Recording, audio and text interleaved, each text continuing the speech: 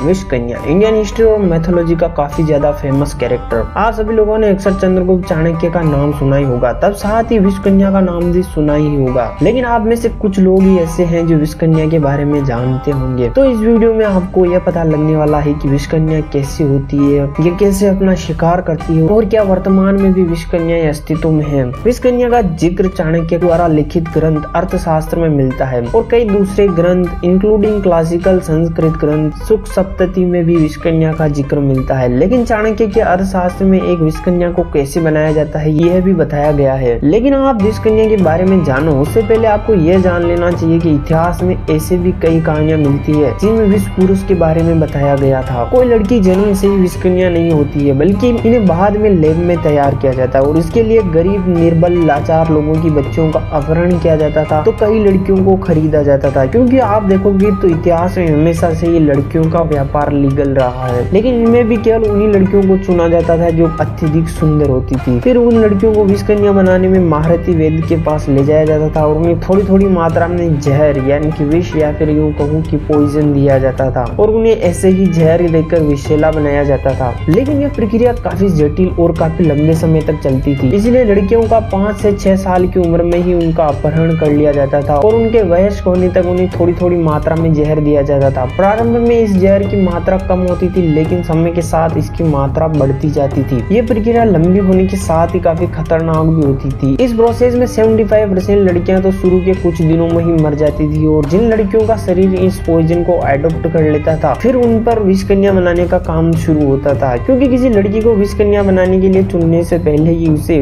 उसकी सुंदरता देखकर चुना जाता था। साथ ही उन्हें संगीत और नृत्य में भी निपुण किया जाता था। उन्हें बात करने से लेकर चलना तक सब कुछ सिखाया जाता था, जिससे कि वो किसी पुरुष को अपने जाल में फंसा सके। ऐसा इसलिए क्योंकि विषकन्या एज ए वेपन यूज की जाती थी। अगर आप किसी राजा को युद्ध में नहीं हरा सकते हो तो उसे विषकन्या के द्वारा मरवाया जाता था। विषकन्या उस राजा को अपने जाल में फंसाने के लिए अपनी सुंदरता, संगीत और नृत्य का उपयोग करती थी। पहले के टाइम में राजा किसी भी लड़की के साथ सेक्सुअल रिलेशन बना सकता था, तो ऐसे में ऐसी बला की खूबसूरत लड़की को कैसे छोड़ेगा। तो विषकन्या के बारे में कहा जाता है कि विषकन्या इतनी जहरीली होती थी कि उसके साथ सेक्सुअल रिलेशन से ही आदमी की मौत हो जाती थी। तो ऐसे में राजा भी भगवान को प्यारा हो जाता था, जबकि विष पुरुष साधारणतः राजा ही होते थे और उन्हें विष पुरुष इन्हीं विषकन्याओं से बचाने के लिए बनाया जाता था। लेकिन मेरे ये समझ में नहीं आया कि अगर ऐसा होता तो उनकी रानियां मरती क्यों नहीं। कुछ संस्कृत स्रोतों के अनुसार नंदवंश के प्रधानमंत्री अमात्य राक्षस ने चंद्रगुप्त को मारने के लिए एक विषकन्या भेजी थी। लेकिन चाणक्य कौटिल्य ऐसा ही नहीं कहा जाता। चाणक्य ने अपनी कुटिलता का उपयोग करके प्रवर्तक को मरवा दिया और साथ ही माँ पद्मनंद ने शिशुनाग वंश के अंतिम शासक कालाशोक को मारने के लिए भी विषकन्या का ही उपयोग किया था और इसी के द्वारा उसने नंद वंश की स्थापना की थी। प्रेजेंट टाइम में विषकन्या जैसी कोई चीज नहीं होती, लेकिन उत्तराखंड के रामनगर के रहने वाले ज्योति कश्यप को लोग अक्सर विषकन्या कहते हैं क्योंकि उन पर स्नेक बाइट का कोई असर नहीं होता है। न्यूज सोर्स अमर उजाला, उन्होंने अमर उजाला को बताया था कि पहले उन्हें भी बुरा लगता था, लेकिन अभी समय के साथ में इन बातों पर वो ध्यान नहीं देते और उन्हें इसका बुरा भी नहीं लगता है। यानी कि फिर से कहूंगा कि प्रेजेंट टाइम में विषकन्या का कोई नामो निशान नहीं है। सो इस वीडियो में बस इतना ही। वीडियो इंटरेस्टिंग लगी हो तो चैनल को सब्सक्राइब कर देना।